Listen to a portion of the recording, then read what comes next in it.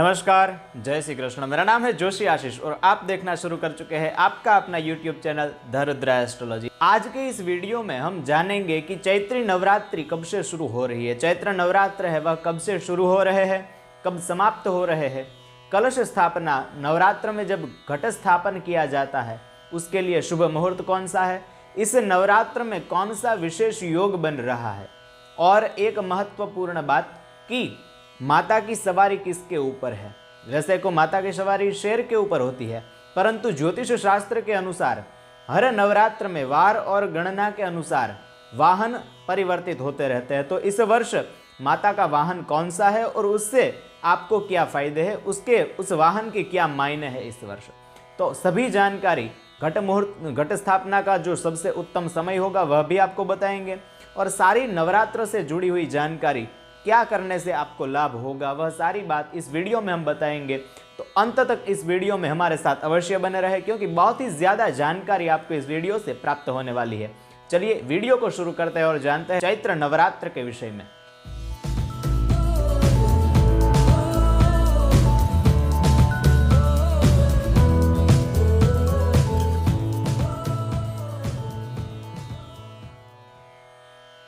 चैत्र नवरात्र मतलब कि चैत्र शुक्ल प्रतिपदा के दिन से विश्व की उत्पत्ति हुई है, ऐसा ब्रह्म पुराण में लिखा हुआ है। ग्रंथ प्रमाण इस प्रकार है कि चैत्रे मासी जगत ब्रह्मा ससर्ज प्रथमे हनि शुक्ल पक्षे समग्रम तु तदा सूर्योदये सती। यह ब्रह्म पुराण में लिखा हुआ है कि ब्रह्मा जी ने चैत्र शुक्ल प्रतिपदा के दिन विश्व की उत्पत्ति की थी, सूर्योदय के समय।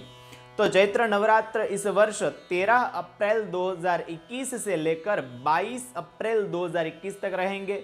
21 अप्रैल तक 9 दिनों का यह नवरात्र अनुष्ठान पारायण रहेगा और 22 अप्रैल को पारण विधि पारणा किया जाएगा।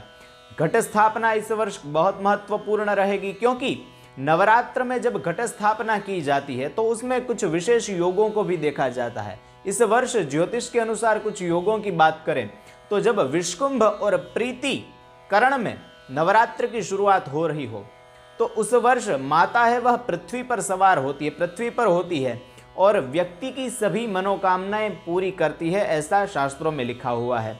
तो इस वर्ष का देखा जाए तो विष्कुंभ और प्रीति योग में प्रतिपदा का योग पड़ रहा है। 12 अप्रैल को जब प्रतिपदा शुरू हो रही है तब से यह योग पड़ रहे हैं। तो इसके कारण इस वर्ष नवरात्र बहुत ही महत्वपूर्ण होने वाले हैं। और जब घट स्थापना की जाए तो घट स्थापना में एक विशेष बात का आपको ध्यान रखना है कि जब शारदीय नवरात्र हो, आश्विन महीने के जब नवरात्र हो, उसमें यवरोपण का विशेष महत्व है कि जब घट स्थापना करे उसके नीचे मिट्टी में यवरोपण किया जाता है, जौ के दाने डाले जाते हैं, जौ उगाए जाते हैं। परंतु जब चैत्र नवरात्र हो तो उसमें धान्य विशेष का महत्व है। इस वर्ष धान आपको डालना चाहिए मिट्टी में, जो नीचे मिट्टी लगाए कलश के नीचे उसमें धान डालना चाहिए। तो यह चैत्र नवरात्र का सबसे उत्तम कहा गया है कि चैत्र नवरात्र में धान का प्रयोग करना चाहिए।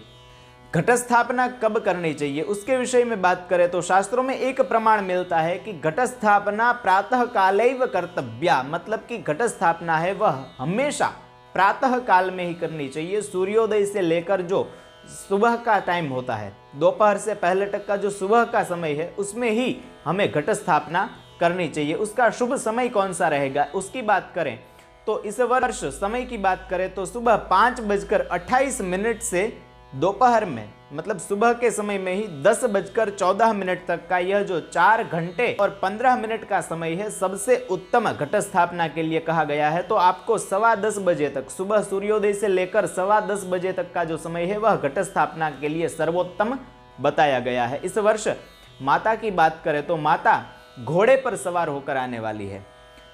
जब घोड़े पर माता सवार होती है तो शास्त्र में इस प्रकार प्रमाण लिखा गया है कि छत्रभंग अश्व योगे, मतलब कि जब माता है वह अश्व पर सवार होकर आती है, घोड़े पर जब सवार होती है तब छत्रभंग होता है, मतलब कि सत्ता में परिवर्तन होता है। अब सत्ता में कहाँ परिवर्तन होगा यह आपको अनुमान लगाना है। आप जान ही गए होंगे कि कहाँ सत्ता में परिवर्तन हो सकता है। अभी 4 राज्यों के चुनाव आ ही रहे हैं, तो वहाँ पर सत्ता में परिवर्तन का प्रभाव इस नवरात्र के कारण हमें देखने मिल सकता है। और जो पड़ोसी राज्य है उसमें भय की स्थिति बन सकती है।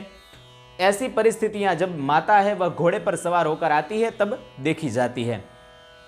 नवरात्र में हमें विशेष क्या करना चाहिए? तो नवरात्र में दुर्गा सप्तशती माता का जो चंडी पाठ है उसका पाठ करना चाहिए।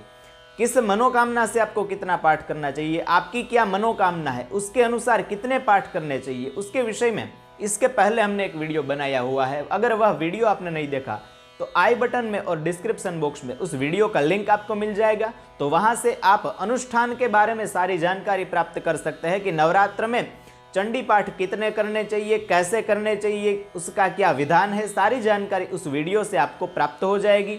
तो दूसरी बात अगर कहे कि नवरात्र में हमें क्या करना चाहिए, तो नवरात्र में हमें उपवास करना चाहिए। जितना हो सके माता का ओम ऐं ह्रीं क्लीं चामुंडायै विच्चे इस मूल मंत्र का जप करना चाहिए। प्रपादान का चैत्र नवरात्र में विशेष महत्व बताया है कि पानी का जो पर्व बनाया जाता है वह अगर दान करें, आप पानी किसी को दान करें तो वह सबसे उत्तम बताया है। इसी से हमें जल संचय की भी महिमा ज्ञात होती है। तो नवरात्र में आपको प्रपादान करना है। अगर प्रपादान नहीं कर सकते तो किसी को घड़ा पानी का भर के दान कीजिए और जल की महिमा उसे भी समझाइए। यह नवरात्र में जल की महिमा विशेष बताई गई है। और एक खास बात कि नवरात्र में जैसे हम शारदीय नवरात्र में करते हैं उसी प्रकार इस नवरात्र में भी हमें कुमारी पूजा करनी चाहिए। कुमारी पूजा के बहुत से फायदे हैं। किस दिन किस देवी की पूजा होती है यह अगर आप जानना चाहते हैं तो इसके पहले जो हमने शारदीय नवरात्र में माहितियाँ प्रदान की थी उसमें हमने बताया था कि कितने वर्ष की बालिका का पूजन करना चाहिए, कितने वर्ष की बालिका को क्या कहते हैं। तो वो सारी जानकारी भी आप पा सकते हैं। ऊपर आई बटन में और डिस्क्रिप्शन बॉक्स में उस वीडियो का भी हमने लिंक दिया हुआ है, वहाँ से वो वीडियो आप देख सकते हैं और नवरात्र के विषय में सारी जानकारी शास्त्रीय प्रमाणों के साथ आपको प्राप्त हो सकती है। और एक महत्वपूर्ण बात कि जब आप कलश पूजा करें, घट स्थापना में जब कलश पूजा करें तब नारियल किस प्रकार रखना चाहिए उसके विषय में हमने एक वीडियो बनाया हुआ है। अगर वह नहीं देखा तो आई बटन में और डिस्क्रिप्शन बॉक्स में उसका भी लिंक दिया हुआ है। नारियल से के भी बहुत अहमियत रखता है कि नारियल आपने खड़ा रखा है, मोड़ के रखा हुआ है, किस प्रकार रखा है उसका भी बहुत फल है। तो वह भी आप देख सकते हैं।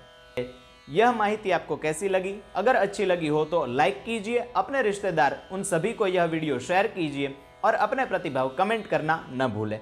जल्द ही मिलते हैं एक नई शास्त्रीय चर्चा में नए शास्त्र के प्रमाणों के साथ। तब तक के लिए धन्यवाद। जय श्री कृष्ण, वंदे मातरम।